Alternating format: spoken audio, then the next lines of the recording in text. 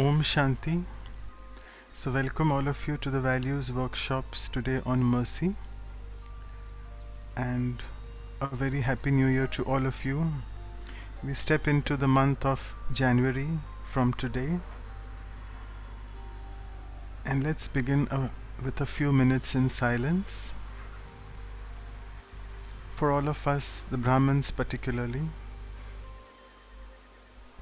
January month is the month of tapasya, the month of being silent and trying to practice the avyakt stage, the bodiless stage. So with this beautiful thought, let's begin 2022. Let's try to explore the value or virtue of mercy in our lives. The ocean of mercy, we call in Hindi Daya ka Sagar, Rehem ka Sagar. Let's connect with that supreme ocean of mercy.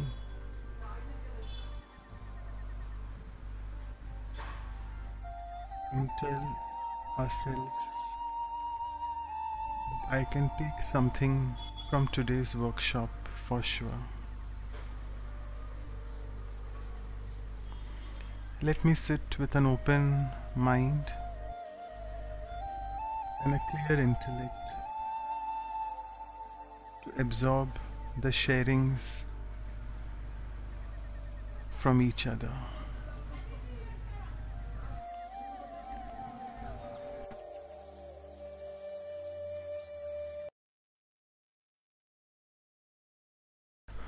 So, Om Shanti, welcome all of you once again. So we have with us a team of facilitators as usual. So we have Sister Anu and Sister Pooja. Welcome both of you. As all of you know, we have had this journey since 2020. It's been more than a year now. We covered last time on appreciation with Sister Moira, and today it's all about mercy. And we'll be having with us soon Sister Pratibha, who will be joining us all the way from Nairobi, Kenya. So with this, I would pass on to Sister Anu for the first activity. Over to you. Thank you. Thank you, Manoj brother. Yes, Happy New Year to all. Welcome to this workshop on the beautiful value, virtue, mercy. So we'll start with this beautiful icebreaker. Just a thought about the word mercy. So I will ask all of you to think about a merciful person. It can be anyone, a spiritual figure, political figure, family, friends. We all relate to that value of mercy. So think of a merciful person and reflect on the qualities that make them merciful, that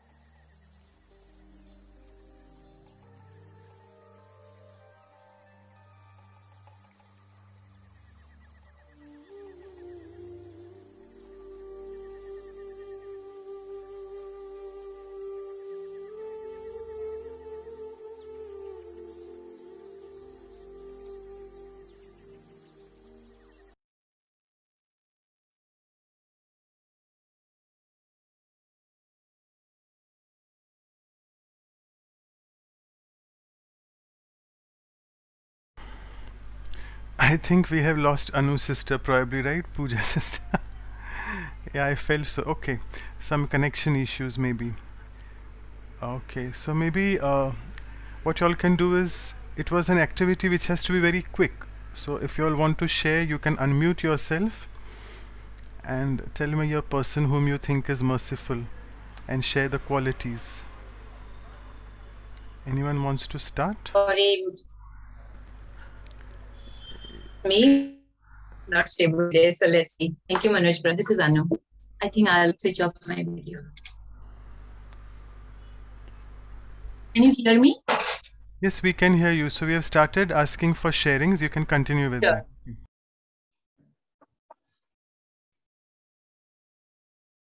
Anyone?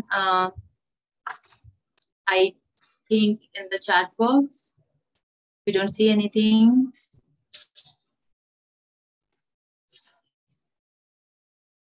Anyone wants to share the quality of mercy on the chat box?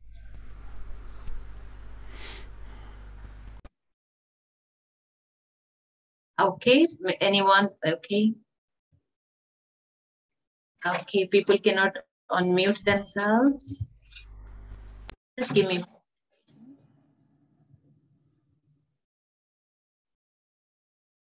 Yeah, you can now unmute. Whoever likes to unmute and speak can speak. Yes, Om yes. Shanti. Yes, Brother Vishal. Brother, you go ahead Let first. me speak. The person who comes to my mind is Dr. Karan Singh. He's a well-known figure. Dr. Karan Singh. Dr. Karan Singh. Yes. Is a well-known figure and needs no introduction. While he was in politics, he rose above politics. He's an intelligent person, he's a wise person, he's a very polite, and he takes interest in all the activities of yours, Brahmakumaris and other Ravi Shankars and other Satgurus. And he is above all these things, and he is doing a good job still today. Thank you. Thank you. That's beautiful sharing. So Pooja sister says Mother Teresa, kind, patient, Anu sister, compassionate. sorry to interrupt. Maybe you can just off your video because your bandwidth is low. So you're cutting constantly. So just off your video and then I think it'll be okay. Sure, thank you. So yeah, Mother Teresa, kind, patient, compassionate. PK Denise sister says detached is a value connected with mercy. So detached and loving. Yeah, and Narendra Modi, that Manoj brother says, truth and courage. Anyone else? I think Vijay brother wanted to say, no? Other Vijay. Yes, brother. Om Shanti.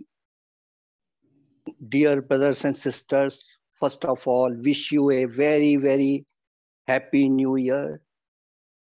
The best example of mercy to us is Shiv Baba, and second is Brahma Baba. Because Brahma Baba faced maximum problems, maximum insults, maximum abuses, but always remained merciful. Why?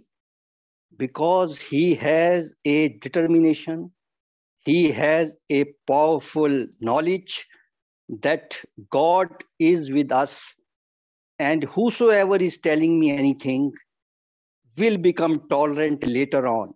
So mercy goes with power of tolerance and also simplicity. सरलता and सहनशीलता आदमी को merciful बनाती है. तो ब्रह्मा बाबा ने किस Om Shanti. Thank you, yeah, brother. Beautiful sharing. So we have few more. Gandhi, he had the understanding of life and he was able to listen. Jujhar Singh says steadfastness is the quality connected with mercy. Deepak says Dadi Janki ji, kind, loving, empathetic.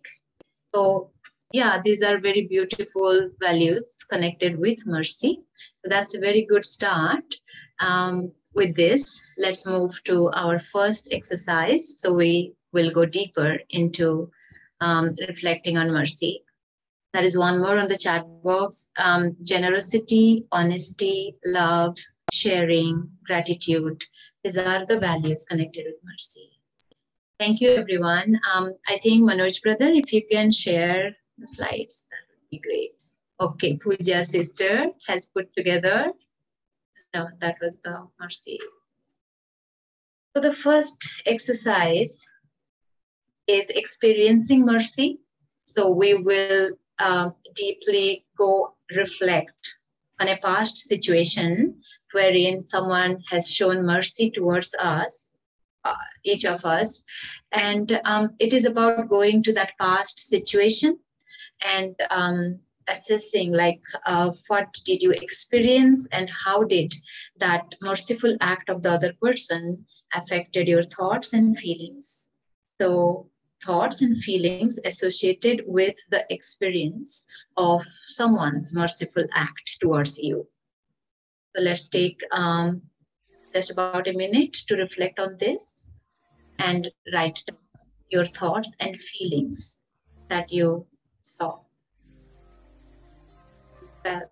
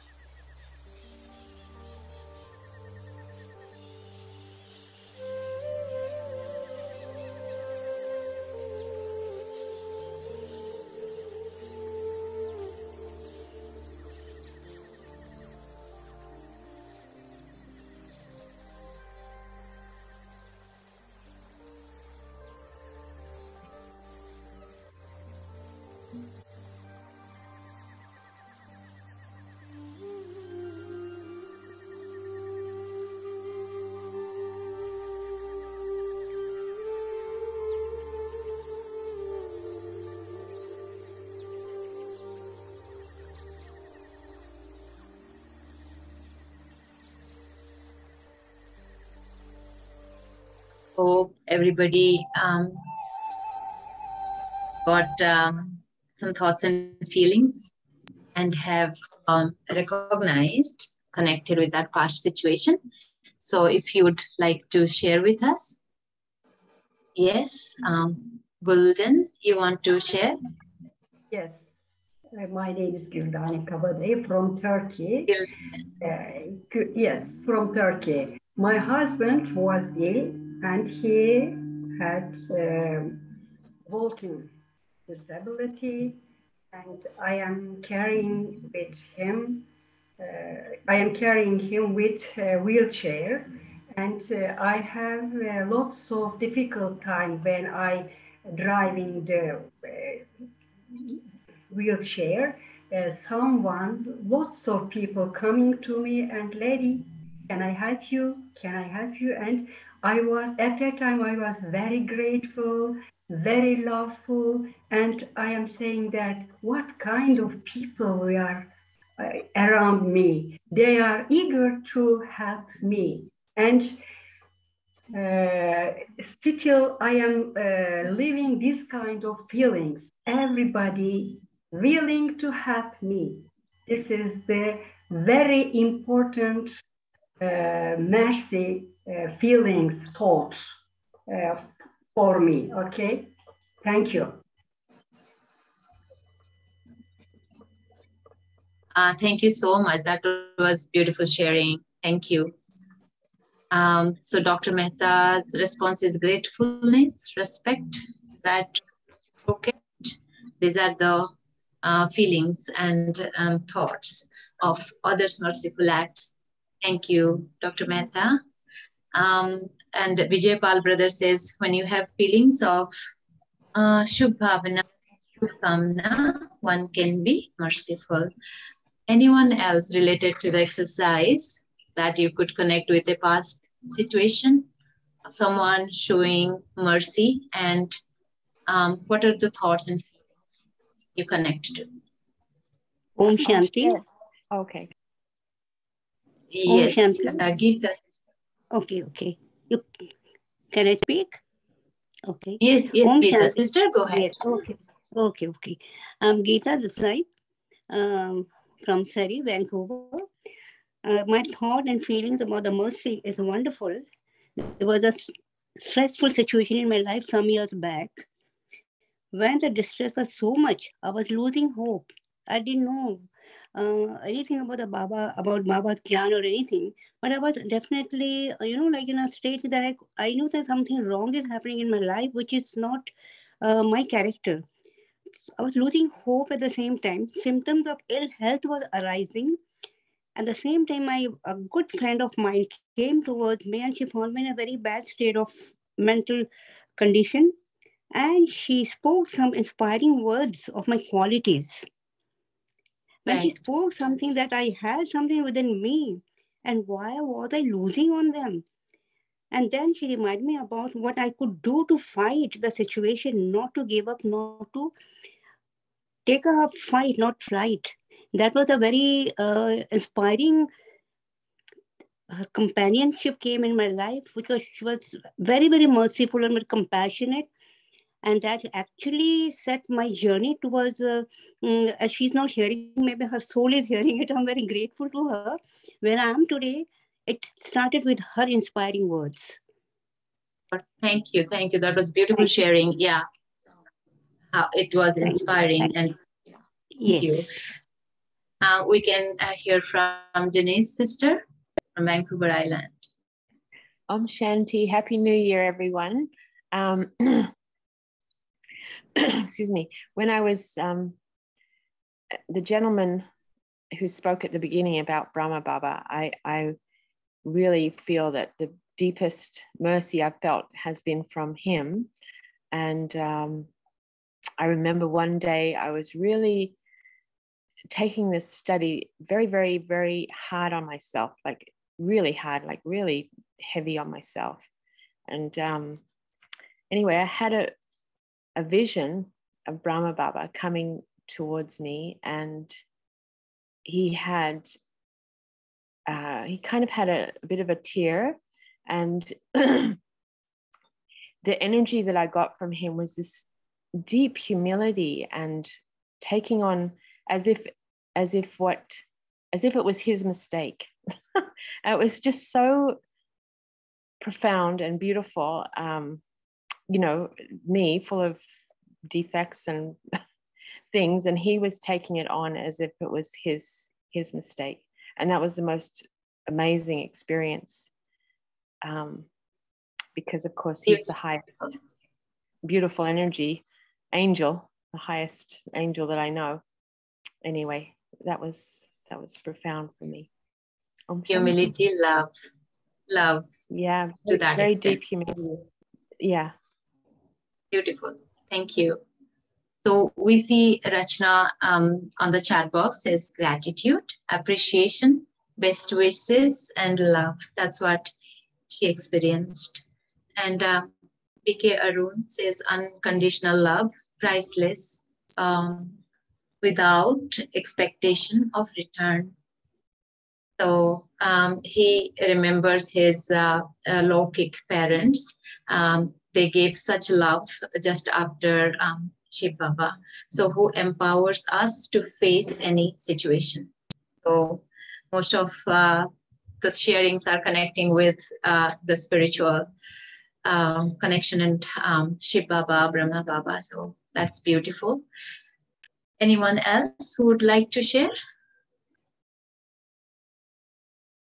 A merciful situation that you connected with, and what was the feeling, the thoughts you had?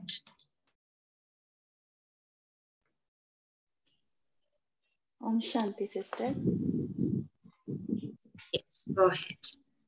Om Shanti, I would like to share that I felt mercy when one of the souls long back in past helped me to go to the center, connect with Baba, when I was really looking for support for somebody to help me with transportation to go to the center, because I did not have much support from my Laukik family to reach that place where Baba was giving us this knowledge. So I am very, very grateful, and I felt mercy from that soul who was the outside from my Laukik family, but helped me very much with the transportation from my Laukik home to Baba's center during that day. Om Shanti. Thank you, Nancy. Beautiful sharing. The little act of mercy that touches our heart and it stays in our memory and it inspires us. That's beautiful. Anyone else would like to share? Unmute and share. Antonio, do you want to share?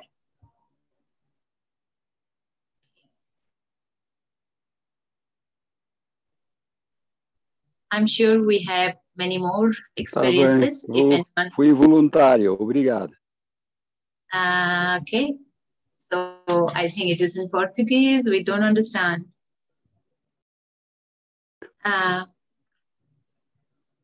So I think I would request any other people who would like to share a merciful act that somebody did to you, and how did you feel?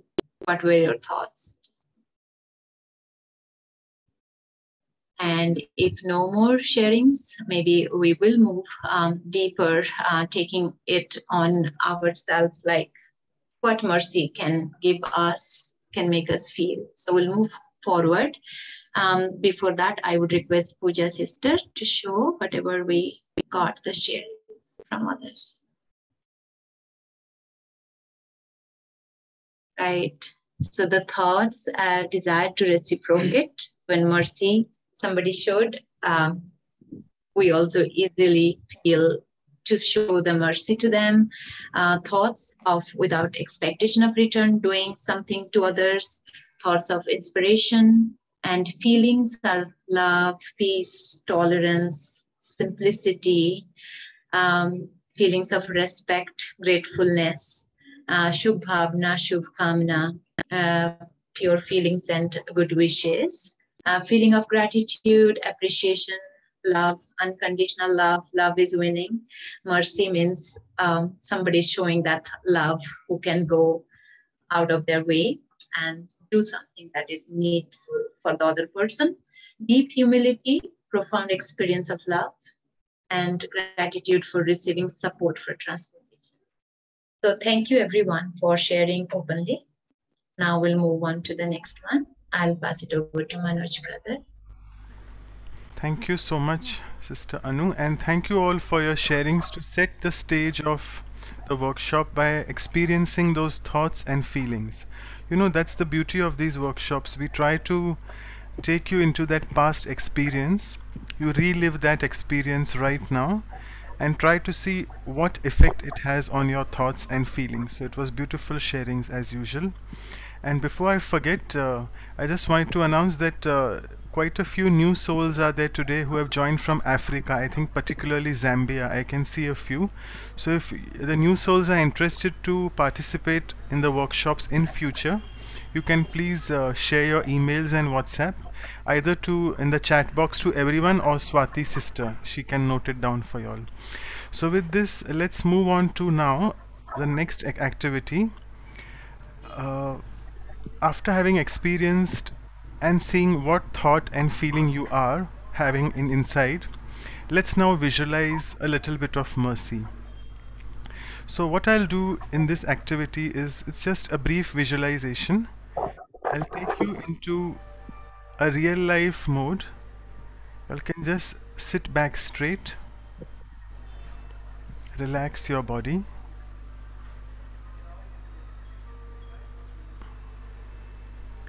and try to visualize workplace if you are working, professional, or maybe even at home, a very challenging situation. Either it could be an heated argument going on, or some sort of discussion at workplace whereby the energy is not very right. Try to visualize such a scene.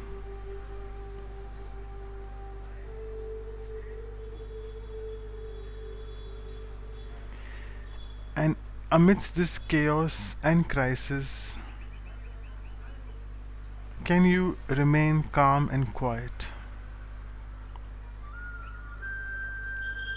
Create this beautiful thought that I am a merciful being. I have to have first mercy for the self, which in turn will change the energy and vibration around.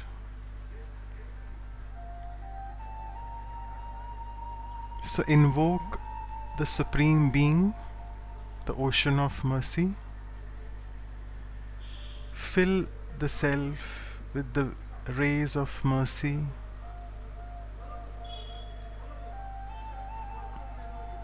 And you just don't need to do anything.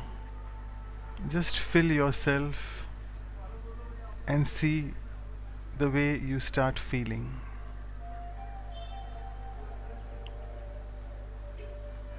Though it may not change the situation around, which is still very heated and critical, but it has definitely changed the way you feel.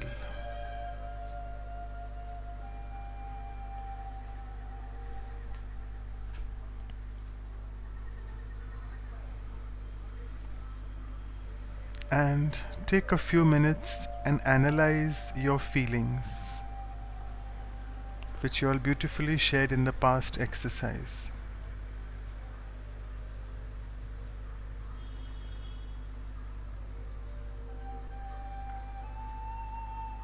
What are the feelings I have for self when I am connected to the ocean of mercy?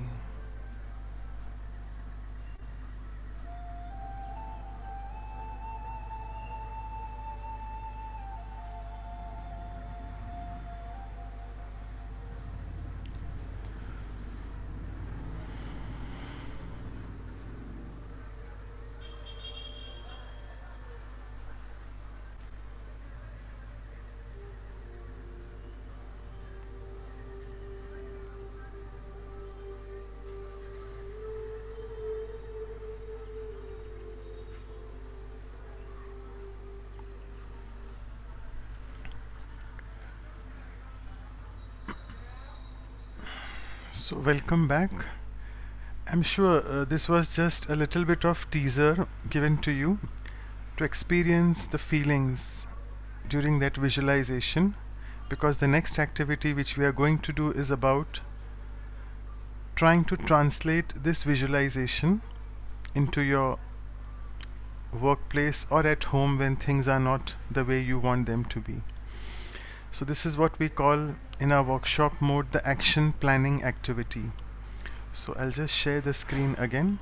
Now that you are a bit well equipped with this mercy, which is an antidote towards all sorts of negative emotions, I've just quoted here. It's an antidote to hatred and jealousy, but it's almost an antidote to all the negative emotions and challenging people around. So let's move on to mercy in action. So what you have to do, I'll give you again a couple of minutes. Anticipate a difficult situation at workplace, and as I said, those of you are not working, don't feel you don't have situations which are challenging at home. Please try to visualize that at home. Anticipate a difficult situation. I'm sure it's not so difficult to anticipate. And now, having connected to the ocean of mercy in the brief visualization which we did a few minutes ago, ask yourself, can I be merciful towards the people around? That's the first important thing. Can I? And yes, if I can be, what are my merciful behaviors towards them? and towards the situation maybe. So take a while. We are not going to rush through this exercise. It needs a little bit of inner work. So anticipate. Second, can I be merciful? Yes or no? And yes, if I can be, what are my merciful behaviors? So I'll just play the soft music and then we'll go in the sharing mode.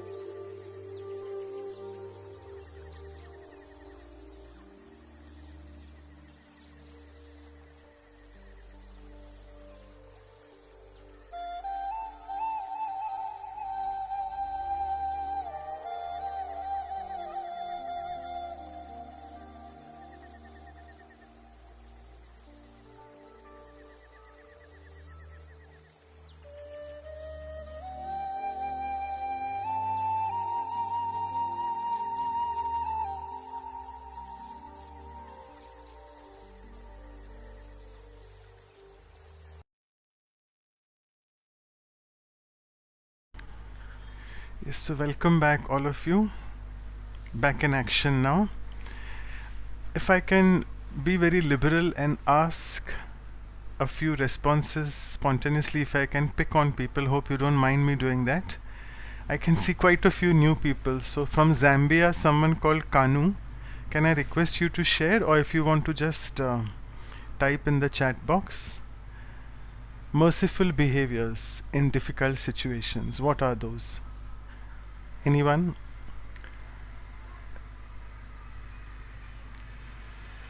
Okay.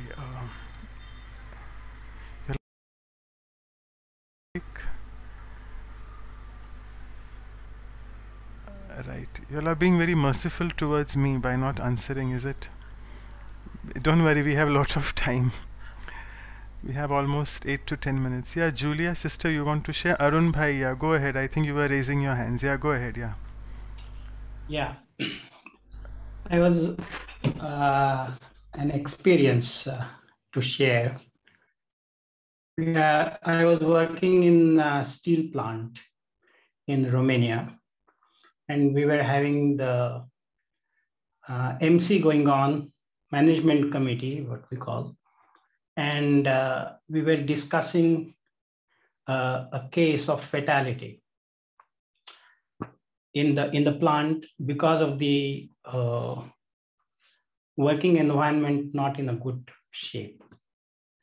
So the worker's family was sitting. We generally used to call the people who are connected with the event.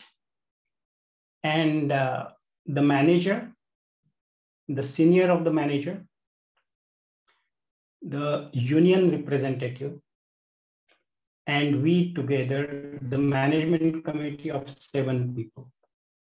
We sit together and we were analyzing what we call root cause analysis and why analysis of why the person, why he landed into the fatality situation.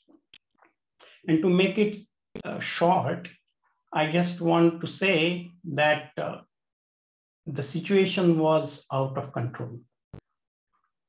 And the people were very emotional. The manager not able to speak words because he was shivering. The worker and the union people in an attacking mode for the manager to say that it's like a working space, available working space was less, the person getting compressed, and fatality happened out of that. So, and then there are situations where you have given the indication that you cannot cross the border beyond which the worker should not go. But the situation demanded that the person has to go and attend that machine at that particular place. So in this situation, to save the equipment, the person goes over there. So the maintenance, the condition of the equipment versus the situation of the person going over there. So in this conflicting situation, first of all, as we connect to Shiv Baba, you try to compose yourself, have the positivity in yourself first, cool down yourself, cool down the environment, pass on that cooling effect to both sides. And when your eyes, as we say, your merciful communication in terms of through your eyes, you can communicate a lot. And those vibrations, when they are put across, the people definitely get the sense of, they come to the normalcy. Then the discussions went in the right direction. Then the people came up, could explain the why analysis went well. So the composition and the tranquility of your own mindset, you pass it on, and then you get the things going well. So this was the experience, I can say. Okay, great, wonderful. So calm, composed attitude and being cool as well. So C, that's great. Thank you. So I will just want to take Kanu from Zambia. Thank you so much. You have finally written in the chat box. So if I can translate it, he or she has mentioned that being helpful without expecting any reward. So that's a merciful behavior, and I must say unconditional help. Same thing Kavita sister is saying, that be cooperative and have unconditional love. So along with help, there's another word, unconditional love, coming. Pooja sister is saying having patience with people's actions and being forgiving. Quite challenging, yeah, when people can behave something weird and the way you not want them to be. Patience, yes, that's a beautiful quality. I think we have covered patience a few months ago. So patience with people's action and being forgiving.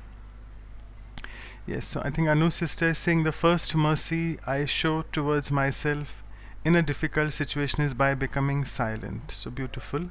Not judging or blaming anyone. So non-judgmental, non-blaming. And then I become calm and focus on doing what is needed to happen.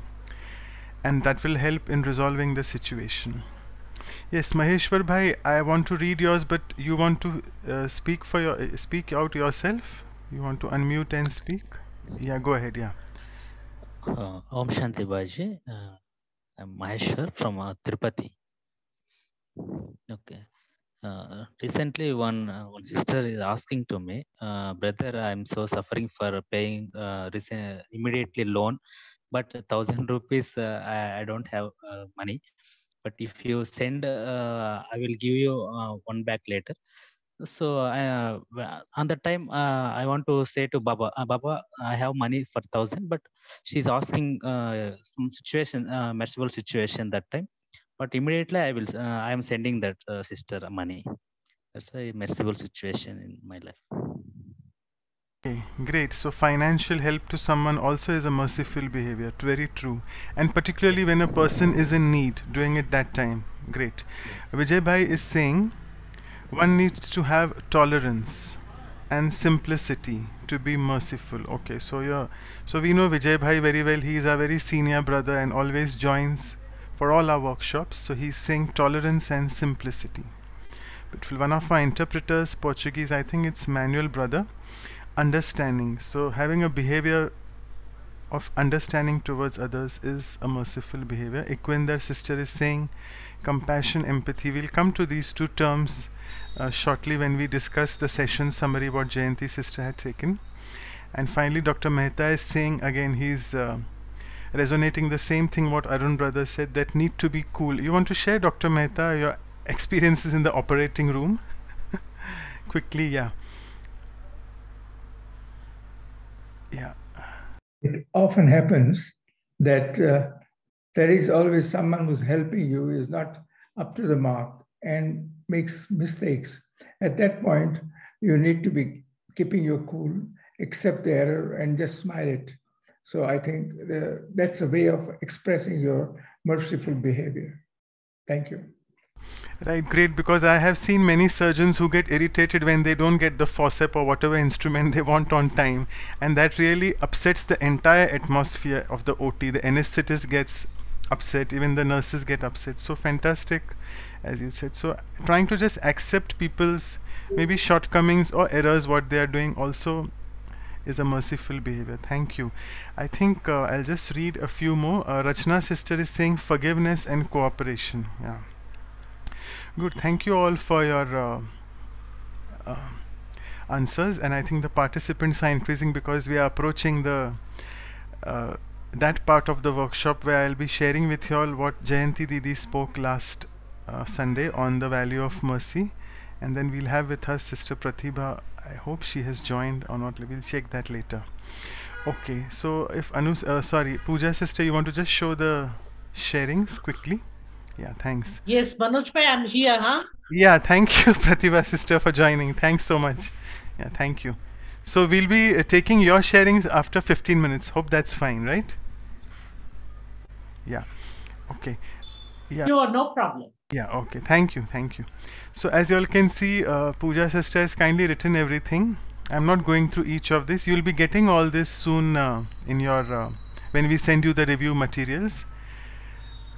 Just to name a few: unconditional love and help, which also should be unconditional, understanding the person, having a smile instead of getting irritated, and yeah, very important, which Anu sister shared, is becoming silent when there's a difficult situation and not trying to judge or blame anyone for that mishap. Great. So let me just now share my screen with you all again and take you into the summary sharing of what Jayanti Didi had spoken last weekend. Yeah. So Didi mentioned about 3 different types of mercy: physical, emotional, and spiritual. So physical is something like giving physical things, food, money, shelter, food, whatever they need. Emotional, as we have actually covered, what we did in the visualization and in the action planning was emotional mercy. That is helping people achieve something through our positive vibrations. And Didi gave an example here of many control groups which are there. I remember the studies which we do in the clinical area, the clinical setup where we work. We have a test group and a control group. So Didi was saying that control group is that which is helping by their meditation, helping people to achieve what they want, and that's the magic of vibrations. That's what we call energy. It's really not magic, but it is the vibration of those pure feelings and good wishes, what we try to call in Hindi as Shubh Bhavna and Shubh Kamna. And thirdly, a very high level of mercy is spiritual mercy, which Didi mentioned was about prayer and meditation. Because all of us intrinsically are, when we say human beings, we are born to give, not to receive, because giving is really a higher consciousness than receiving.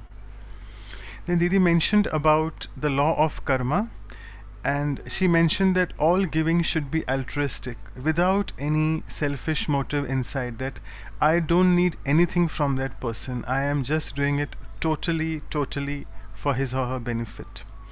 And for this we need to have a deep checking inside. Didi mentioned that is it just the pure feeling and the good wish for that person, which I must say is pure love, or really I have some hidden agenda. Even creating a thought that, see, I'm helping you, probably in future you should also be helping me. Even having this trace of this thought as well is totally, it's not altruistic. It's something conditional, because you're putting in a condition in your head, in your mind, that yes, maybe this person will help me in future later. So Didi said that cleansing, this inner cleansing work, is a very important aspect of mercy. Then actually Didi had spoken to me on email a few days ago. She was saying that, Manoj, should I cover compassion as well? So I said, Didi, why not? Because these two values are so overlapping with each other. Having said that, we'll be covering compassion sometime later in the mid of this year. I think it's May or June, because it's another value in itself, but a lot of overlap.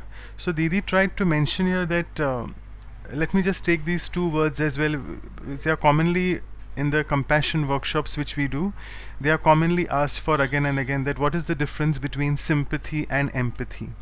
So Didi mentioned that mercy is having care and concern for someone with sympathy. That is not wearing the shoes, but just feeling for them. And compassion means the true empathy. When we say empathy, all of you know, it means wearing the person's shoes and really trying to be in their shoes and feel what they are going through. So that is, Didi said, was true compassion. So this is what she tried to distinguish. And again, another difference between empathy and mercy Didi mentioned was, empathy means giving my time to have such compassion which will help in uplifting another one. That is, having this feeling of what we call in Hindi uddhar karna, benevolent feelings to uplift others. So that is something which is quite deep, and empathy can be closely said to being that. When I have those feelings, when I'm trying to uplift oneself. When I'm giving this example now, some people may not agree to that, but that's fine. As doctors, sometimes when we see patients, we are really taught to be sympathetic. Okay, fine. Have a little bit of mercy for that patient, but don't be empathetic, which is don't drain yourself by feeling that situation yourself. So I'll come to that actually if we get time later. I had asked Didi this question. So Didi mentioned that you're on a spiritual path. You're not a simple doctor now. You're a double doctor. You are not only a doctor for physical ailments, but also a spiritual doctor. So if you can give some compassion without draining self, that's important. And if you can uplift your patient in front of you who is there, because that soul is going through a lot of pain, and if you can do something or say something which is helping them to uplift, then you are really in an empathetic and compassionate mode. So I found that answer very beautiful. And Mindwell, Didi mentioned that don't let the tinge of pity come in between, because when we say, you're feeling this feeling of pity should not be there, because pity is a negative emotion. So we need to really check on that when someone is in front of me in pain, I should not be in pain and just say for that. No.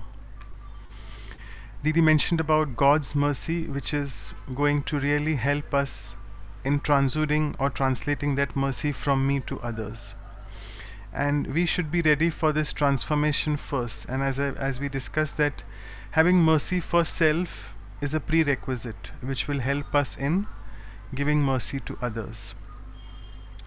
And this is also, I must say, a safety factor, because sometimes why do we feel drained?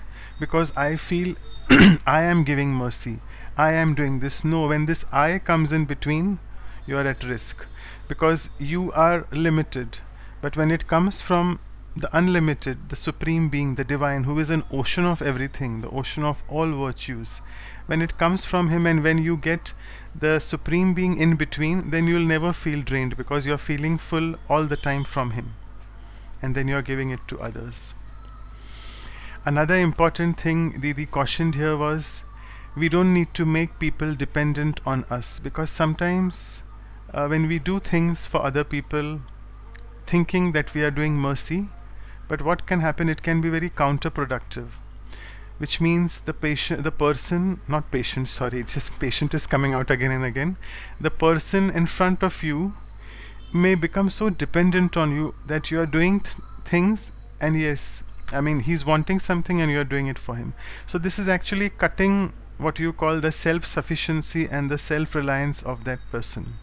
Didi gave an example. If I feed a man a fish, I feed him for a day. But if I teach a man how to fish, I feed him for life. So the same thing applies to mercy. Make sure that you're not making them dependent on you. This can be given example for beggars who are there on the street, and you give them or you feed them on a daily basis. There are quite a few organizations who give food daily on a daily basis to beggars. I'm not trying to criticize anyone, but my just point of saying is that you feed them daily, but you do something or make something like that happen to them in their life so that they can become self-sufficient and start feeding themselves on their own. The next aspect which was being covered, I touched, is compassion or mercy towards self. So this is only possible through this value of love. When we start loving ourselves, it's only then we can exude love and compassion towards others. And how can this happen? I'm sure Pratibha Didi will cover that in detail. She'll give you this touch of spirituality, that I am this inner being, the inner point of light, how to recognize that. And I think this point I need to touch here is the pardon me for that mistake, the deficit word mentioned is a spelling mistake. Compassion deficit. This is a very common word which now comes in the psychiatry textbooks, particularly psychiatrists who deal with a lot of difficult mental health problems. They can have this burnout and fatigue, which is compassion burnout and compassion fatigue, not the physical one. It's more of an emotional level. You get drained out so much. So again, the way to do this is stay connected to the divine, and in that way you can connect yourself to the original state which you are, the original state of being which is full, which won't get drained anytime because it is constantly being filled from the divine. And Didi mentioned heal thyself to heal the world. And we know this beautiful word. If you look at that word heal thyself, if you club the words together, it's called healthy. So who is a person who is healthy? The person who is able to heal himself is truly healthy. And that can again happen by connecting. So most important, I feel the summary of this entire mercy workshop is try to establish or maintain this beautiful connection of the self with the divine, which will help you in healing yourself and others as well. A beautiful quote which Didi mentioned, that when I receive, let it be with humility and gratitude. Because sometimes what happens is, when we start getting full, we sometimes get this subtle ego that, oh yes, I am doing things, I am full, see, I am able to help people. No. So it's gratitude for the divine, shukrana we call in Hindi, and at the same time being an humble instrument, that yes, I am able to do because God is using me to do it. And for it is in giving that I can actually receive. A beautiful slogan in Brahma Kumaris we are taught is, giving is receiving. I'll take a few questions. We have almost 5 more minutes. So yeah, this was the question which I was speaking about, that as doctors we are taught to be sympathetic, not empathetic. But Didi mentioned that spirituality is teaching me how to go inside and connect with another human being on that inner level. And then when I place myself in the feeling of being an instrument, fine, I'm a doctor, I'm there for treating physical diseases, but that patient in front of me is also a soul, and I am also a soul. So when I think of this soul to soul consciousness, the role consciousness dissolves immediately. Then no more in my mind I have that I am a doctor and he's a patient. So having this beautiful humble feeling of being an instrument will allow me to connect with the patient on a soul to soul level, and then I can radiate God's love and light to him. And then obviously I won't feel drained because I am also getting filled in the process, right?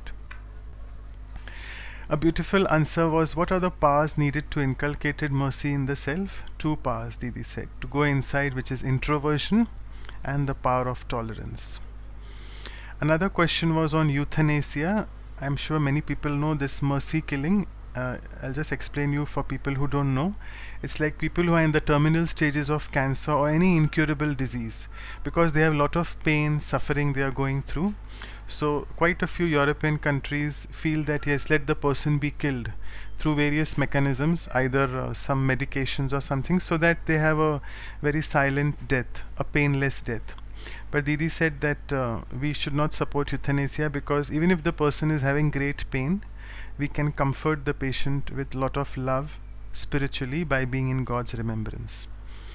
One of the interpreters had asked this question, so I was forced to ask this, that give corrections by being merciful, and then your mercy will work in such a way that others' weaknesses will be forgiven.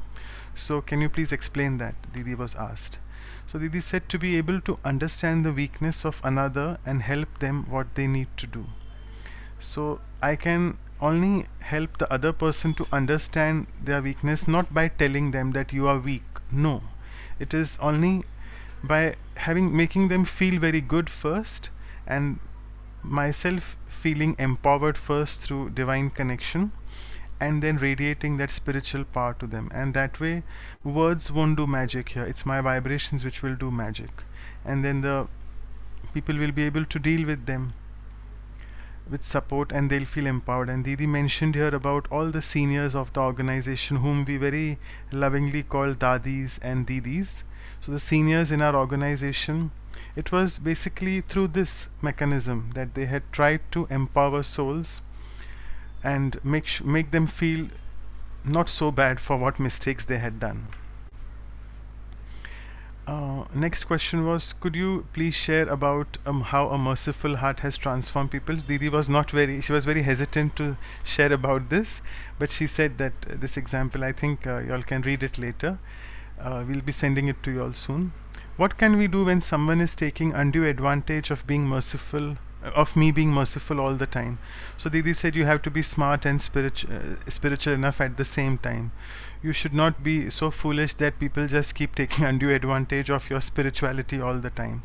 So you have to be smart at the same time as well, but making sure that you set your boundaries, but obviously inside the feeling of compassion and mercy still remains. I think I'll just stop sharing here. And before I ask Pratibha Didi to speak, let me just introduce. She's the first speaker. She's being with us for the first time. So I'll just, it's my duty to introduce all of you where she's from, what she has done, in a little, not in an elucidative way, in a very brief way. So Pratibha Didi is basically from Africa, born in Africa, and she also is serving there. I'll just tell you 3 important titles which she is holding at the moment. She is a regional representative of the Brahma Kumari's World Spiritual University to the Economic and Social Commission for Africa. Second, she is the representative of the Brahma Kumaris to the United Nations Environment Program, whereby every year she is involved with a lot of such environment conferences.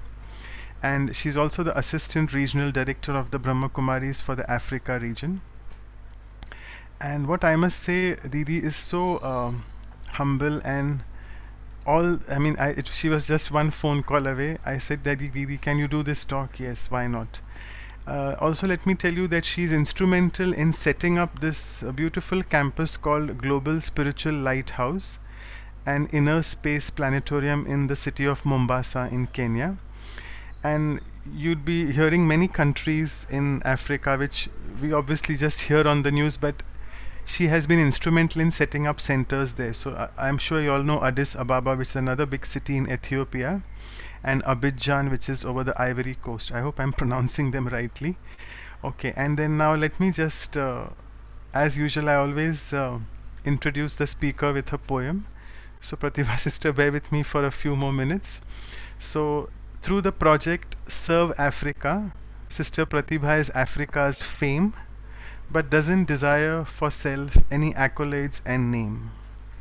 With her spiritual power, she brings Maya to shame, and never gives excuses which are lame. With the Supreme, she enjoys life as a game. So let's also try to copy from her the same, and try to change our mindset and frame. And the next, I'll just say a few lines on mercy. On this New Year's Day, let anger, jealousy burn, and let love, mercy, peace all of us try to earn. because that's what since ages was our yearn. Finally, my life now has taken a U-turn, because I now know that to my home I have to return. So let me now develop the power to discern and try to be in my dealings as flexible as a fern. Let anyone else be difficult and stern, but I will still keep donating jewels from my urn, because the Supreme has taught me what you give shall eventually return. So thank you so much, Pratibha Didi, for joining before time, and over to you. The stage is all yours. Thank you. Thank you, Manoj Bhai and the organizers. Om Shanti and Happy New Year. Greetings from Africa. And someone sent me a beautiful wish which I've been sharing, that 2020 was the year of challenges. 2021 was the year of changes. And 2022, more changes. And I love that so much, because when we talk about more changes, when God the Supreme, that is Baba, first came, and when we first met God, the message which we received was transformation. The time is changing, the world is changing, I am changing. And so the very most thing what I need to change is my thoughts. And when I change my thoughts, I will be able to change other things around me. And in fact, we don't even use the word change, but we use the word transformation. Change can be reversible. We might go back to the same thing. But transformation is something which is very permanent. And so I want to transform. And how and what do I transform? Thoughts. When I start transforming my thoughts become consciousness, and consciousness affects my environment, people around me, and of course, my actions and my words. And in fact, what I need to understand is, where do I work from? So we have got acquired skills. We human beings have such expertise in acquired skills, like we have degrees, we have skills, we have ability, and we can use that to achieve what we want. But it still has limitations. Your identity becomes very limited the moment you retire as a doctor or a model. Then your identity changes. If your dancing or your singing stops due to any reason, then your identity changes. So acquired skills gives me a very limited identity, who I am. And I always like to give this example. There's when we were young and we want to express something with our parents, who I met or who did something for me, we would identify, because we wouldn't remember the name or place, but we would say, remember that auntie or that grandpa in the corner there was very sweet or very nice or very caring or sharing? That's the uncle or the grandpa I'm talking about. So we are identifying people with their values. Now, in this day and age, Whenever we are expressing something and talking about something, we would say, remember the gentleman who drives a BMW, or that person who lives in that big house. Remember that gentleman who dresses very smartly, or that lady who dresses very smartly, branded clothes. So our identification has completely transformed or changed, I would say, from value-based to acquired things or acquired skills.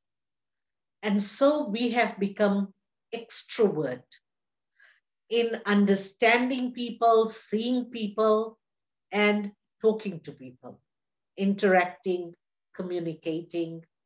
We are very extrovert. We do need that extrovert communication or interaction.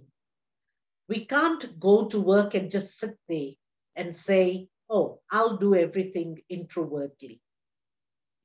Whatever I need to do in action or I need to work, I definitely need to. But if I directly go into actions, I have limitations. Limitation of time, limitation of capacity, limitation of a lot of things, patience. But the moment I first perform an identity which is very introverted, as I just mentioned about the innocence of children, who very naturally identifies people with their values and qualities, their virtues. And in fact, if somebody is very strict, we would even use those identifications. That uncle who is always very angry, or that auntie who is very rude. So here we are identified with our weaknesses and our virtues or values. And today we are going to look into mercy. Mercy was defined last week very beautifully, and I just heard all the workshop outcome where it's already been defined, you know. But when I was given the topic, it was Daya and of course, Rahm. Daya is Hindi and Rahm is Urdu. But it all comes back to mercy. Because we are using the English word, let us this afternoon connect to mercy with Daya and Rahm. I would define Daya or Rahm as graciousness. Graciousness is a very powerful quality or virtue or value. The other one would be defined as tenderness. When we talk to children, either we use the harsh attitude or a tender attitude. When we handle flowers, we actually handle either harshly or tenderly. And so if you communicate with a child who cannot communicate, the child only understands the virtues or the qualities in our mind, in our speech, and in our action. So I'll give you two different scenarios. One is you want this child to go and put this there, but you have two different ways of saying it. One, if you say, can you please go and put this there now? I'm telling you now. And the same request, apart from harshness, is tenderness. And that is, you would ask that child, can you please go and put this now? There, please, can you do that? Tell me which attitude or sound of your language would be responded from a child who doesn't even know how to speak yet. But they do understand. They do not only understand words, but they feel the attitude. So words creates attitude. And so what is my attitude? Is it harsh? Is it strict? Or is it demanding or tender or sweet? So I would put tenderness and sweetness together. But harshness, not even strictness, no, strict is the middle thing, but harshness and angry or irritation, as we just heard. And so naturally, the child understands the attitude. Maybe will not understand the words. Similarly, we souls, irrespective where we come from, whatever color, nationality, gender, community, age we come from, but we all understand the difference between this. And so I would like to define this. तुम्हारा phone चालू है इसलिए नहीं आ रही, meeting तो चालू है.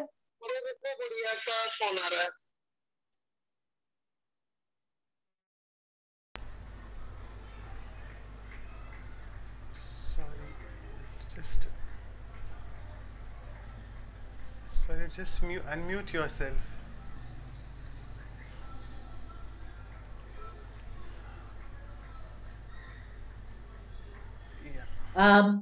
And so I would relate to graciousness and tenderness, which then brings sympathy.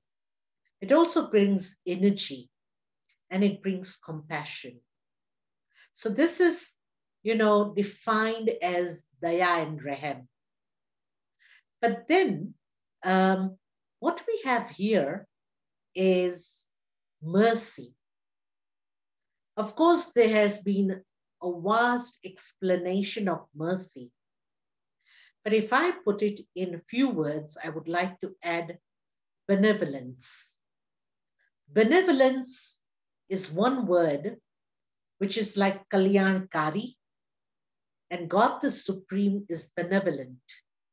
And so I am master, child of God, and I need this benevolence, which then brings forgiveness and kindness. So I've given these two sets of definition or explanation of mercy, but that's under the umbrella of mercy. And so when we talk about forgiveness, am I forgiving or am I forgiving and forgetting? So here I would like to give you an example, and you might tell me, because I experienced that situation, and you might tell me, you are sharing this again, this experience, so you haven't forgotten. No, I have forgotten. I am sharing from a different level. And so forgiveness and forgetting has a different heart or a different state of mind. That's where I want to go into a very practical experience. You see, we are all working, none of us are perfect, and we all have some weaknesses or some issues. You might say, oh, but you've been meditating for the last 48 years, and what issues do you have? Maybe I don't have, but I do have my karmic accounts. And when I have my karmic bondages or accounts, sometimes I knowingly or unknowingly would give pain and sorrow to others, or knowingly and unknowingly I would receive pain and sorrow. And so we were in a group traveling together. An incident took place which had got nothing to do with me. It was between 3 other souls, but I became a sandwich in between. And the whole story or experience was quite painful because trust was broken, dishonesty was there. Even if those souls are listening to this now, I wouldn't mind, because I'm just giving you an example of forgiving and forgetting. Nothing to do with those souls who were part of the whole thing. But what happened was that the trust was completely broken and crushed, but it was like stabbing from the back. And I was so shocked when I came to know that this has happened. And that was also in a spiritual family, Brahmin family. You would wonder, how can somebody ever do that? But remember, we are all effort makers. So anybody can do that. Knowingly, unknowingly, I can also do that. And other people can also do that to you. That's not the issue. But I need to take ownership. I need to take responsibility rather than having a blame game. And so straight, I would just take my ownership or responsibility that it was my karmic accounts that I got sandwiched between the 3 and I became one of the victims. And a very bad victim, I would say. It was literally that somebody came and stabbed you from the back. And I was very, very hurt. Me. When I was so hurt, then of course they all realized and they came to me saying sorry. But I was so stubborn, or I was so hurt that I would not allow anybody and give space to even accept the apologies. Even Sister Vedanti said, I understand it is not your fault. You were just, you just came in between. We are very sorry, but I could not accept. And then when these souls came to apologize with me, I said, please leave me alone. Please, just leave me alone. Let me heal myself. You don't need to come and apologize every now and then. You won't believe. Now that consciousness, which was so hurt, was not hurt only physically, mentally, but emotionally too.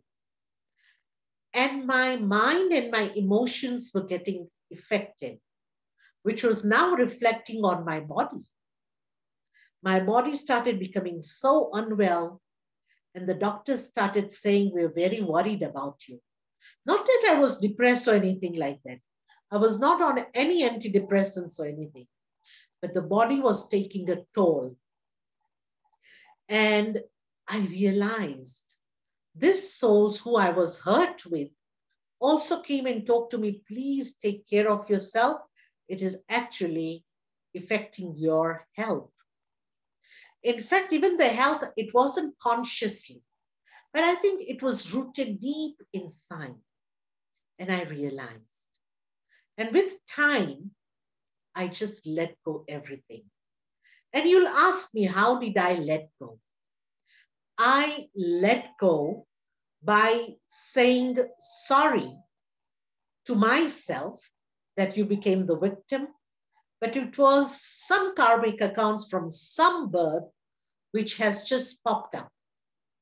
And that also was popped up because of your meditation. Meditation helps you to go deep within yourself and flush out things. And so this is the way of clearing your karmic account.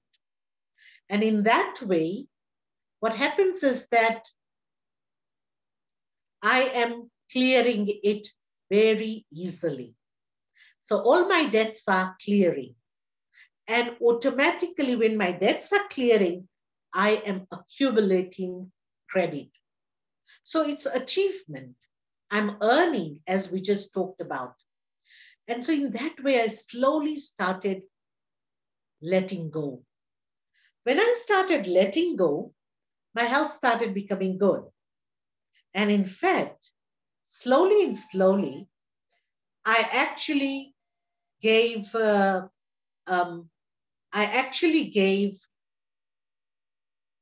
forgiveness to these souls. When I gave forgiveness to the souls, then now I had to work on myself. So my relationship started becoming so lovely and so sweet, but it had its own limitation after all these experiences, not from my side, but from both sides, which is fine. There's no problem. I'm so sorry, I'm alone in the center. Can you please excuse me for a minute?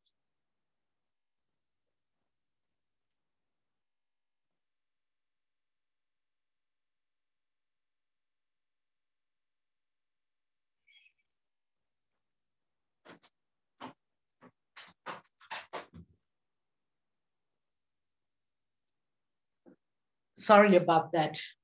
This is how we run our centers because we're completely alone and the students come, but it's okay. That is also service. So I had to open the gate. Yeah, so now I had to work on myself.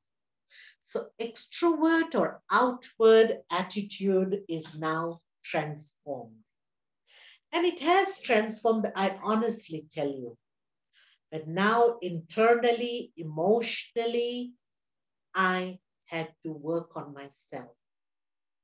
And it was very interesting. How did I do that? Was, we just talked about Shubhavna and Shubkamna. Good wishes and pure feelings. So I was wondering, how would I do this? I want to bring another little experience in between. And that was a vision came to me of good wishes and pure feelings. This vision was not vision, but it's like, visionary.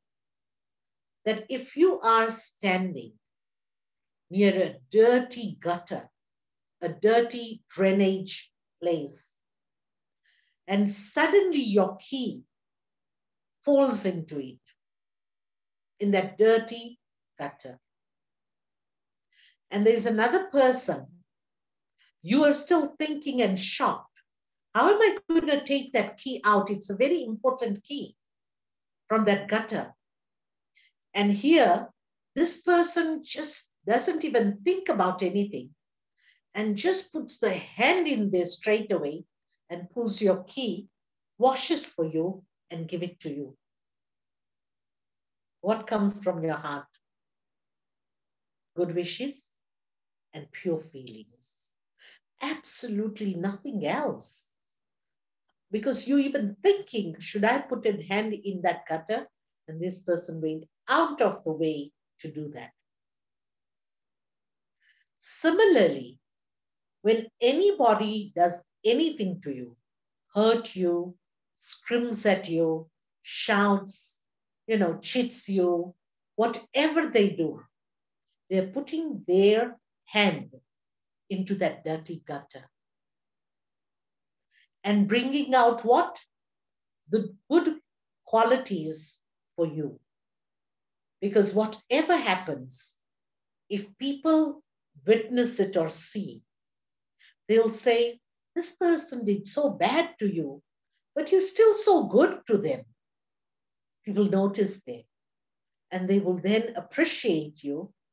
And that's like bringing that valuable key out of that dirty gutter. And so, of course, you don't sit there and say, yeah, they do so bad things to me. Just be very detached. Detached and loving. You don't want to hate anyone. You don't want to reject anyone. But you just are detached and loving. The moment you are detached and loving, there is a lot of compassion in there. Another form of mercy. Another form of forgiveness. and forgetting. When I'm talking now to you, it's just an experience. Experiences are different. Sometimes painful, sometimes loving, sometimes very happy, but they're all your experiences. And so it's only your treasure. And when you're full of treasure, of course, you've forgotten. So it doesn't come from the painful action, but it comes from a pleasure. Pleasure means you have that experience and you're sharing it. So there's no pain. When there is no pain and you share an experience, that means you have forgotten, but you've only treasured the essence of that experience. And so you will not express any anger or rejection, but you will have so much kindness. That is also another form of benevolence, kalyankari.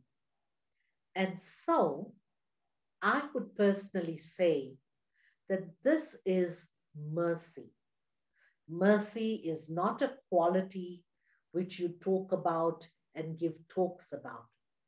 Mercy is an experience with children, experience with your like-minded souls, an experience with your seniors or your, elders. Now, ultimately, I would say that I, the soul, is loveful, blissful, knowledgeful, happy, merciful. So where does it come from? The soul. And so when I now start seeing people around me, I need to practice soul consciousness. That's what is our first lesson and the last lesson. We're still in a process. Sometimes we see people, sometimes we see color, sometimes we see goodness, sometimes we see weaknesses, but our practice is soul consciousness. We will definitely reach our destination. There is no doubt in that, but I need to practice and practice.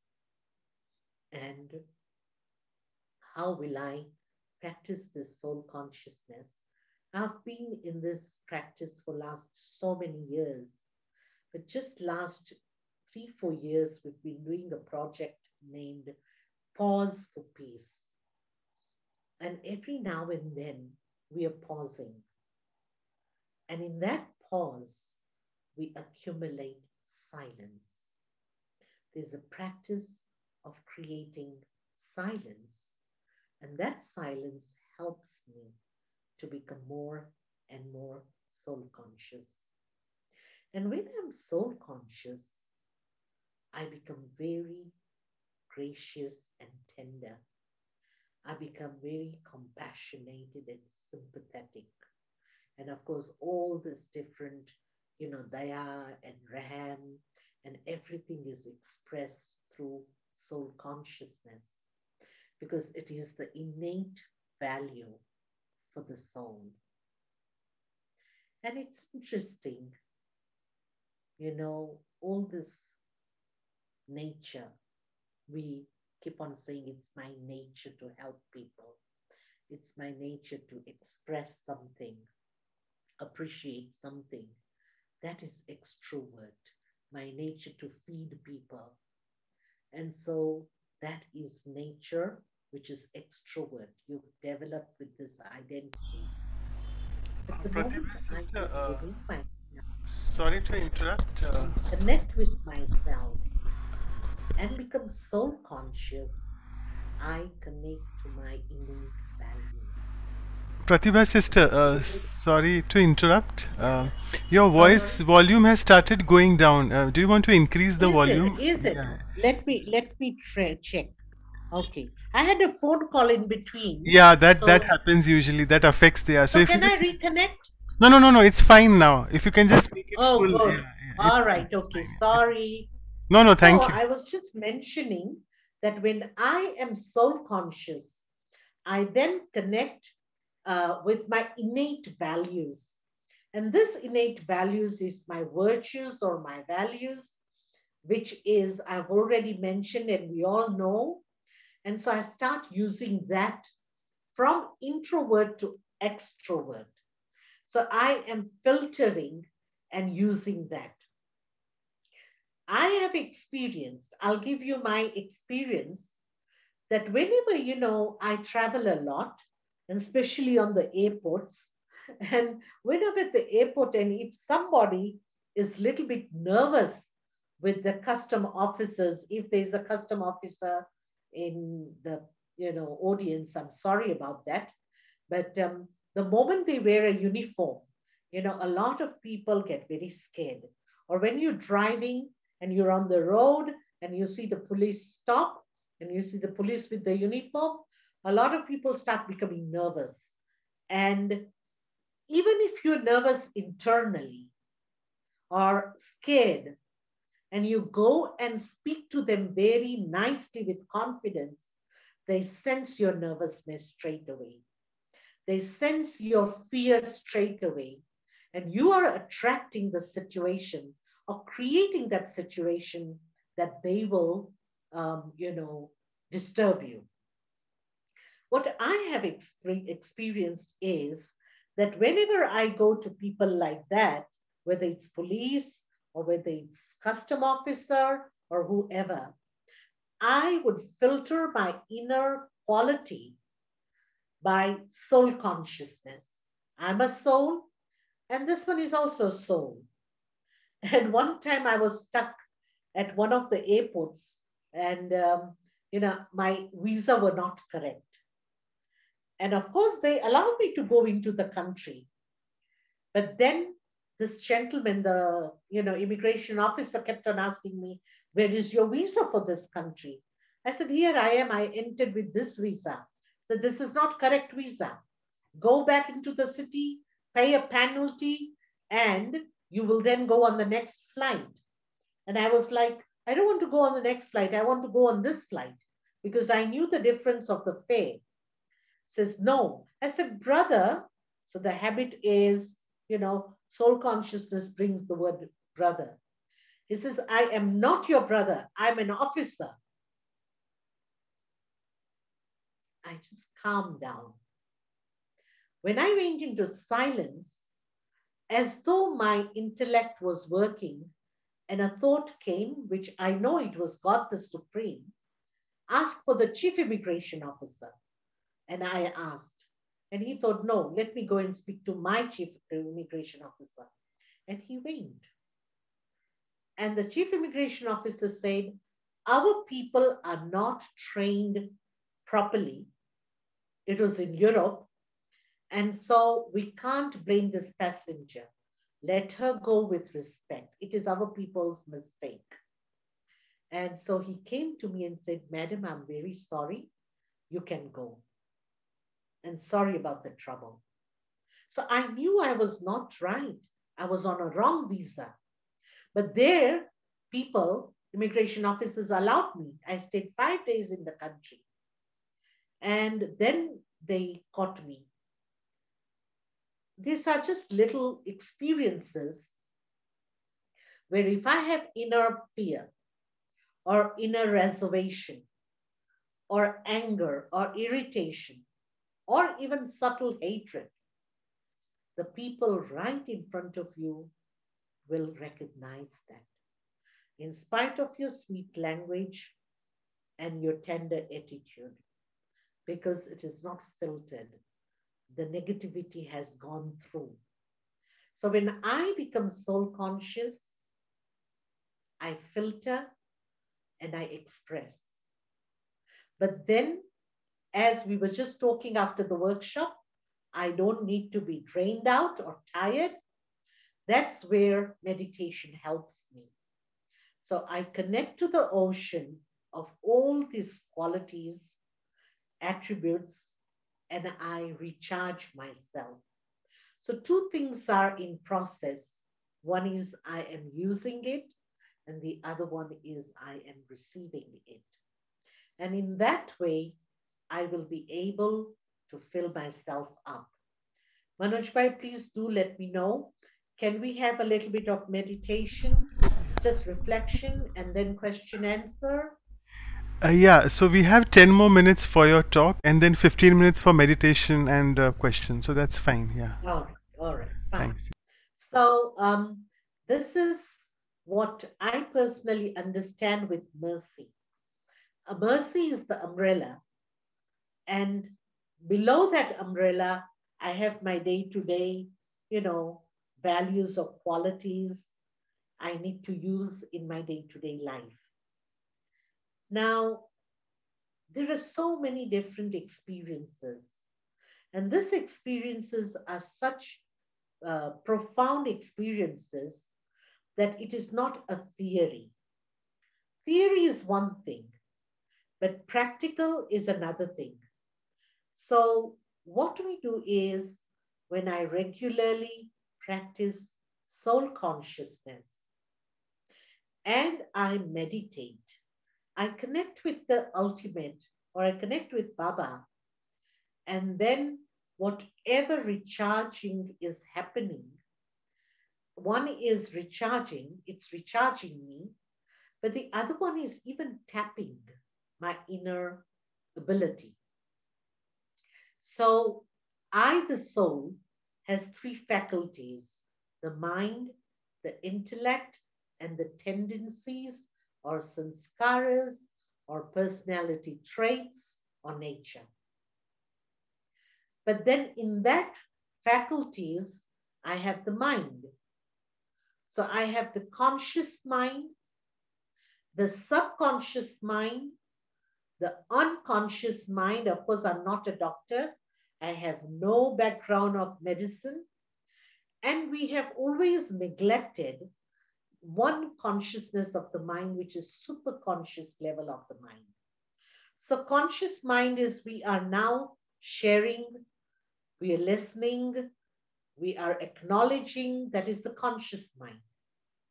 But together with the conscious mind, my subconscious mind is also very active, and it's thinking so much, and it's questioning, it's acknowledging, it's accepting, it's not accepting.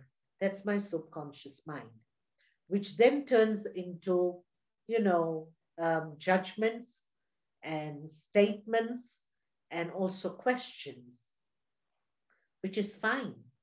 Let the subconscious work that way. And then I have my unconscious mind, which is there. All the doctors who are there can tell us much better that it's there, but it's non-functional. It's like a cabbage. It's not working because the organs are not working. But superconscious level of the mind, because of regular body consciousness, the superconscious level of the mind has been suppressed. All the treasures are hidden there, whether it's insight, whether it's wisdom, qualities, values, powers, understanding, knowledge, all the treasures are hidden there. And because it's suppressed, all other things have covered it up. So every time my practice of meditation taps that superconscious level of the mind. And slowly, it taps into a level where, it opens up and we start using it. As a child, I was, having a walk with my Lockheed father. Very young child. I must say I was like 8. I was not with the Brahma Kumaris. I was 8 or so. And, racial discrimination is everywhere in the world. Discrimination with color, gender, religion, nationality, everything. So we were just having a walk in the evening on the road, And there was a group of youngsters who were drunk, you know, and they just shouted and said, "You Indians, go to your India, don't stay here," you know. And I was so angry. And I said to my dad that we've not even said anything to them. We've not even looked at them. And why are they screaming like that and telling us that? I just want to go and answer back. And my father just held my hand and said, "No, sweetheart, don't go there. Just keep on walking and you do your work and let them do theirs." And he just completely neglected the statement. Oh, I was very angry, 8-year-old child reacting. And I said, "Dad, I don't understand. How come you're so quiet?" And he says, "Just give good wishes." He wasn't a Brahma Kumar or Brahma Kumari at that time, but he was still very religious. And he says, "It was our karmic account and it's just cleared. So just give good wishes to that group." I said, "I don't understand this karmic account you're talking about." I was not ready to understand. There was so much aggressiveness as a child and angry that I did not want to accept any other reasoning. But when I grew up and when I listened to the whole theory of karma here, give and take, and where do we want to reach? We want to bring neutral action. So we do not go up and down, we do not go forward and backward, but we are so neutral and balanced. And that is perfection. That's what I need to achieve. And so it's my favorite subject, karma. Karma in drama is very favorite because it gives all the answers to whatever reaction on anger or irritation or rejection we have. If we don't use it, that's our issue. But there is a lot of insight and power in that. And so the more you meditate, the more you tap your superconscious, mind, you start seeing things very clearly. And so I would say, rather than the theory of karma, when I meditate, I understand it with the practical side of it. And then I know how to use it, whether it's drama, whether it's karma, whether it's, compassion or any qualities or values, then we start using it in a correct manner. And so these are the experiences, such profound experiences in our day-to-day life. And I've always seen that when you share your experience, what you have practically worked on, it's more effective with others. So if you tell someone, don't be angry. To be angry is very bad. Be tolerant. It's like just watering the leaves. Watering the leaves. But the moment, can you hear me? It's fine, yeah. Yeah. And so if I practically do it and then share, it's like watering the roots. And when we water the roots, it will automatically nourish and sustain the whole tree. I don't need to go leaf to leaf, leaf to leaf to water it and nourish it, but I can do that. So I have the responsibility to first practice and then share. And that will be very effective rather than, talking about it, because that will take my time, energy, efforts, and not very effective. So I've always, wanting to share what I have experienced. And it's a wonderful feeling. Om Shanti. Thank you so much, Pratibha Didi, for this. If you can just, you have had a lot of palna or sustenance, I must say, from Dadi Janki as well. So, do you want to share a few stories of her mercy towards all the people there in Africa, or even towards you? Oh, Yeah. definitely, definitely. You know, I was in Ivory Coast, as you just mentioned, and in Ivory Coast, I don't know what happened, but the body was affected very badly. In fact, it was the same time, the same what I explained it earlier, and I became so unwell that I had to now fly from Abidjan to London via Amsterdam. And when I was on the flight, it was a very long flight.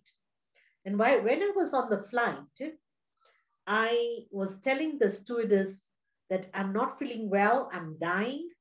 Can I please lie down somewhere? But the whole plane was full. Not even a single seat was empty. So they were so sweet. They put a lot of blankets in the servery area and they put a lot of pillows and made me lie down there. I was lying down there for so many hours. Now they told me you have to go to your seat and, we are landing. When I landed, I went to, Sukhdam, that is next to Global House, and I was not well. Dadi Janki was not well. Dadi Janki was in Baba Bhavan and she was not well. And I was in Sukhdam and I was not well. But there was a huge difference between the age that you must understand. This was in 1997. And I was resting. Dadi insisted, I don't know who she told, but she came with someone. She came to Sukhdam, that is another building. She has to drive there, so somebody brought her. And when the doorbell was there, someone answered the doorbell, and Dadi came into my room. I knew Dadi was not well, but the compassion, the daya, the raham in her eyes, I can still see it. I can still see from 97 till today what she wanted to do something for me. And I knew she was not well. I, as a young person, didn't even make the courage or efforts to go to Baba Bhavan to see Dadi. But here, Dadi was right in front of me. Not only mercy and daya, but I can see modesty also, humility. Dadi doesn't think that she's a young teacher or a young Kumari, but she sees herself as a world mother. And world mother will not see anything else. She just wants to go and give. This is one of my experiences. The other one was we were in China for a conference. And, we were so new in that country. And yet it was, weekend. I didn't have time to change my money. And I went to the conference center where the conference was going to take place. And I just walked around and round and round. I didn't have anything to eat, only one peach. And when I came back, I was completely drained out, so hungry with headache and all that. So we were in a hotel. And I just went to my room and I lie down. And Dadi was going to give evening meditation, Drishti Yoga. And Dadi said, where's Pritha? So they said she's not well. She got lost in the conference and she's so not well. Dadi said, please call her. So I went because Dadi asked me to come. When I went there, she just said, come and sit next to me, And I sat next to her and she had this kakras, those Gujarati kakras, which stays for a long time. So she gave me that with so much love. I mean, what is that stiffened bread going to fill my stomach with? But in spite of that, I just had that little bit, and it was like medicine. It was like, all the variety of food, and I was fine. I was fine. I stayed for the meditation, and Dadi asked me, "Are you feeling okay?" I said, "Dadi, I'm fine, perfectly fine." And so it wasn't even food, it was the love which was penetrating into it that and Dadi loves sharing, that you all know how much she wants to share. And so that was very lovely. But then she gave me duty for 2 weeks. The duty was very interesting that Dadi said, "Pritibha, you must go every day to Jagdish Bhai's room and make him some yogurt, you know."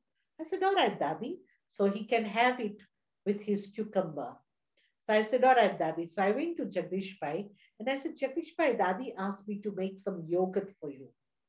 And Dadi taught me how to make it because in a hotel. And Dadi taught me, and he was laughing. You know how Jagdish Bhai laughs with so much lightness.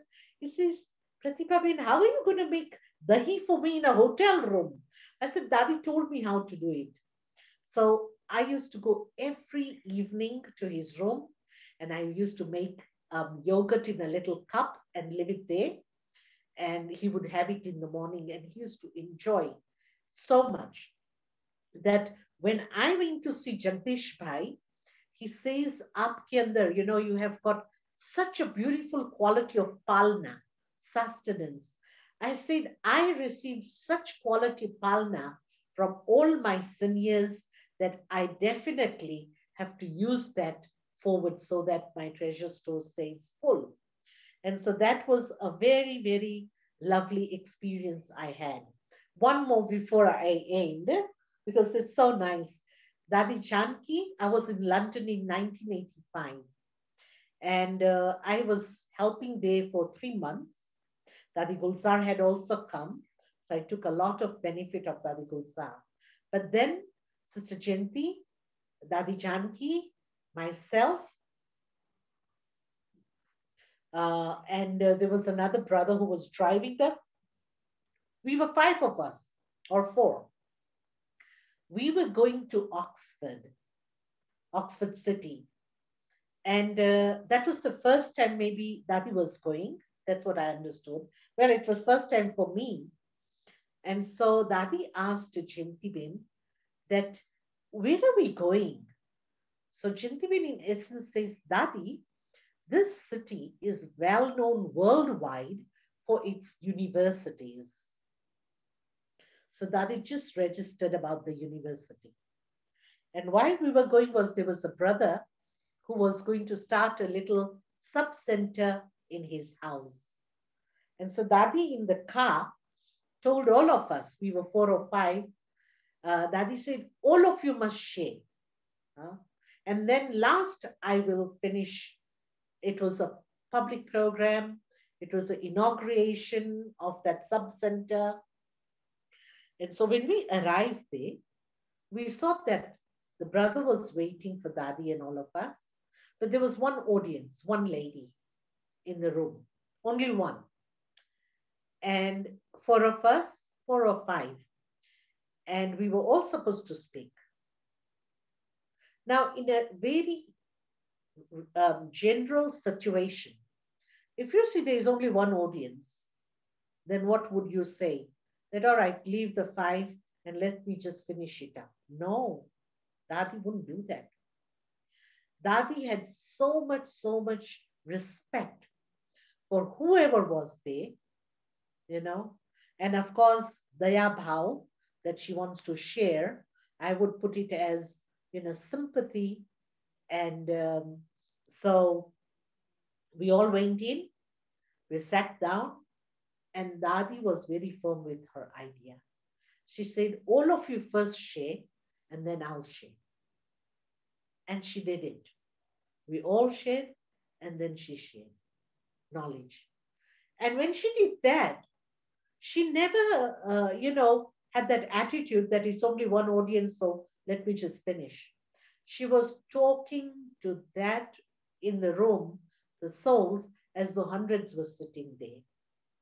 And lastly, she said was very interesting that I came to know that Oxford is very well known worldwide for,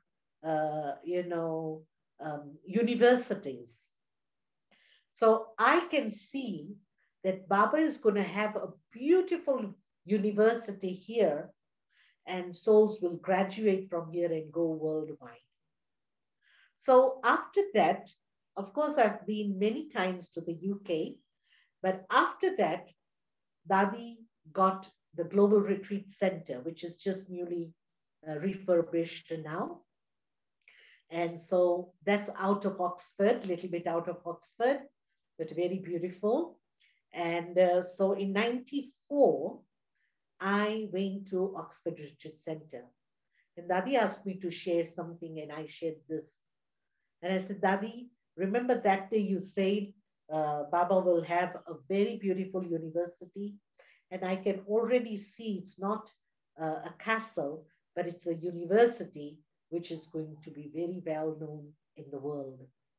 And she was so happy. She could see that. I could see that in her eyes, that she could remember. Maybe she didn't remember, but when I shared my, feelings, she could connect to it straight away. And so this was our Dadi Janki, who had so much love, so much compassion, so much daya, and she wanted to do something, That's why Baba gave her the role of responsibility of being a nurse in the Yagya in the early days. And the first time I met Dadi Janki, I was 13-year-old in my Lokik uncle's house. The first time. I had only seen Brahma Kumari 4 days before. That was Usha Ben from Mumbai. First time in my life in this Kalpa. And then after 4 days, Dadi Janki had come from UK.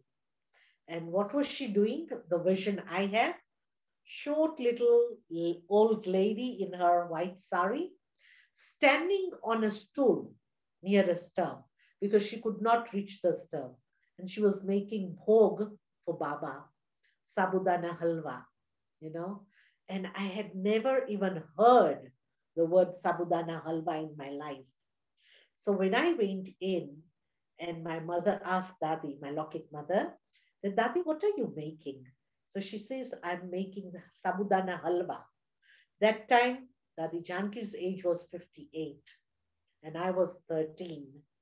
And I just looked at her and I said, look at the way she's making it, so much pouring love in there.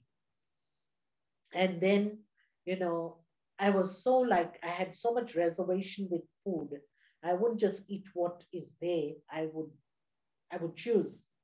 But here Dadi gave us this bhog with so much love that it was the best. It was the best, and I still remember the taste. So these are my little experiences with Dadi Janki for mercy and the umbrella qualities or virtues under mercy. Om Shanti. Is that okay, Manoj Bhai? Yes. It's perfect. Thank you so much for those amazing stories. The last 15 minutes, I don't know how it just passed by. So I would now request our seniors who are there. Before we go on to the meditation, I'll request the seniors, Dr. Ashok Mehta and Sister Claudia, to propose the vote of thanks. Over to you, Dr. Mehta. First, let me wish all of you a Happy New Year, Happy 2022. I think that's the first thing which I think all of us want, that we are spared of more of the virus. Secondly, I think it was so beautiful to hear personal experiences of Pratibha Ben from Mombasa. I've not had much opportunity of interacting with her, but I could feel how involved she was with the Baba's Gyan, and the way to show mercy is a multifaceted way, like saying that mercy was an umbrella for all the virtues that we have. And I think what she shared about Dadi Janki was amazing. I can also share a small example of Dadi Janki's mercy. I was traveling from US to Mumbai, and it was Dadi's wish that I should always stay over in London, even for a day, meet her and then go. So this was a short stay of one day. And then she asked me whether I could stay for a day longer. And when she asked, that means you have to say yes, there's no way we could. So I said, yes, Daddy, I can stay. And I was wondering why she was asking me to stay. But very simple. Next morning, she told me, we went to Oxford. She said, you go to London and meet a, father of one of the students of the center. He had advanced malignancy and he was in a lot of pain, but she wanted me to go and spend some time with him and, reassure him. And it was a beautiful experience I had. And then I went back again to Oxford and she said, now you go to Reading. That's another couple of hours because there was a caretaker in Oxford and his mother had just been to the hospital and she had undergone surgery and had complications. And again, I went to see her. And she was an elderly lady. She had just come on the day from the hospital. She opened her colostomy. She had a colostomy. She showed me and she wanted to share with me. But the most important, she says, I'm so touched by the gesture of Dadi sending you all the way. The same thing, the gentleman in London who was suffering also said, Dadi could touch everybody's heart through simple things like asking someone to go and see. I have a feeling that mercy is a multifaceted way of doing things. You can touch somebody's cheek, put somebody's hand on the body. The spiritual way of looking at it is a spiritual way of conveying how concerned you are and how merciful you are. I think, thank you very much, Pratibha Ben, for sharing those beautiful experiences that you had. And I'm sure that we all will take a lot of personal impressions of what you have said today. Thank you very much. Thank you, Dr. Mehta. Over to Sister Claudia for your,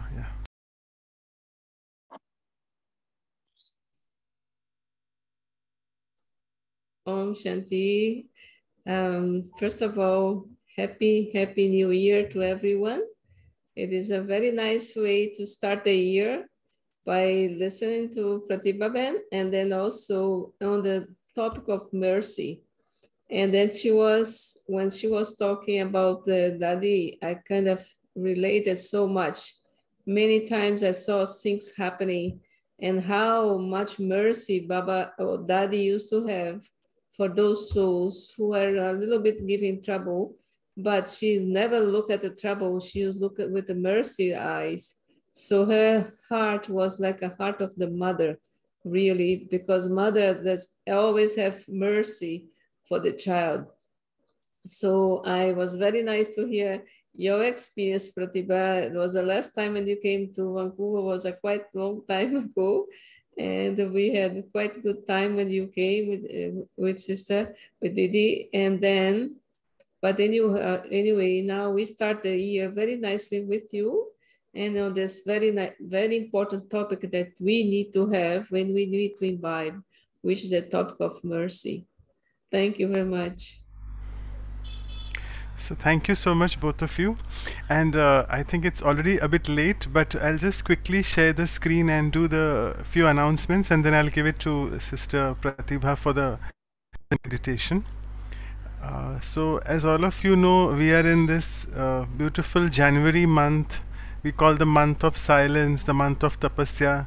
So we have chosen two values. First is perseverance. So our next episode, 30th, is on next Saturday. Asha Didi, the director of Om Shanti Retreat Center, has been very kind enough to talk on that.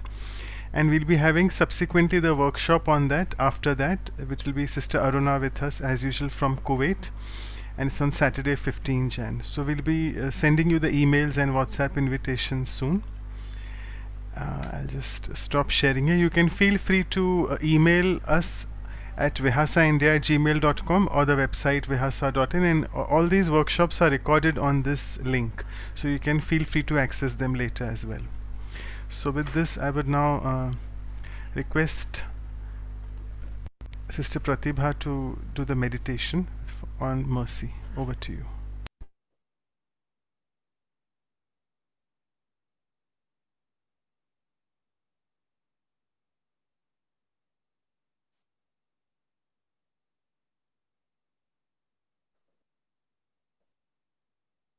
Om Shanti.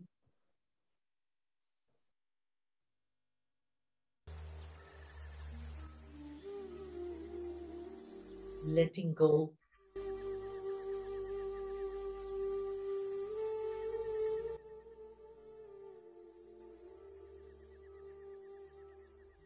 and detaching from the outward environment, and I safely step within myself.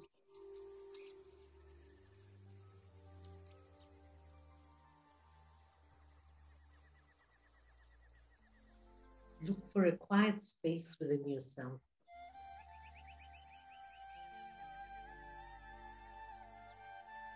And feel the silence.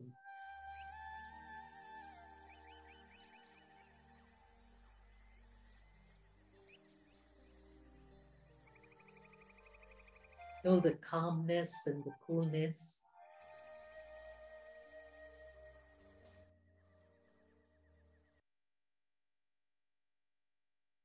And just be there.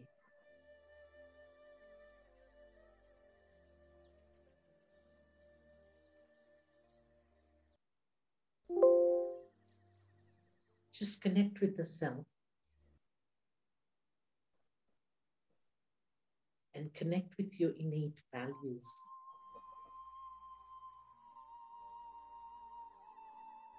I'm now connecting with mercy. I am a peaceful, loveful, and merciful being.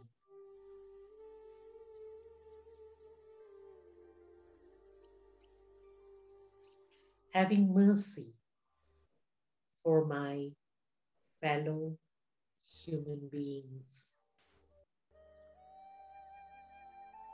fellow brothers and sisters around the world,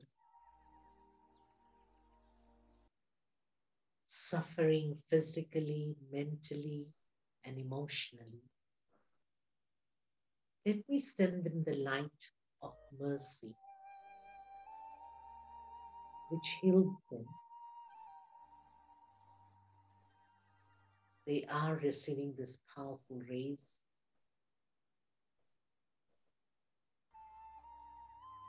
And together with mercy, unconditional love or kindness is also there. The world is in fear, and I need to carry and care the world. I just carry the world into my mind and my thoughts and protect it.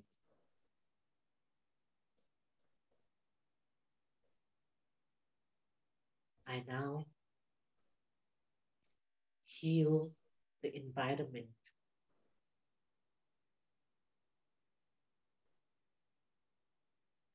All the birds and trees, all the oceans and mountains, all the 5 elements are purifying Nothing is in extreme, but everything is in balance, which contributes to the health, wealth, and prosperity of the world. It's a prosperous world.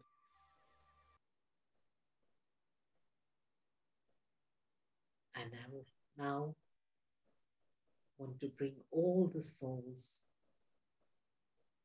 under this canopy of mercy, all the nature, the elements, and our planet Earth. Let us have so much mercy that it gets healed. And in the year 2022, once again, it's a blue pearl, a very healthy planet, and the beings in this world are healthy. All the fear is gone, and the hope has come back. And this hope brings the feeling of mercy being experienced. With this love, I return back to this beautiful world. Om Shanti.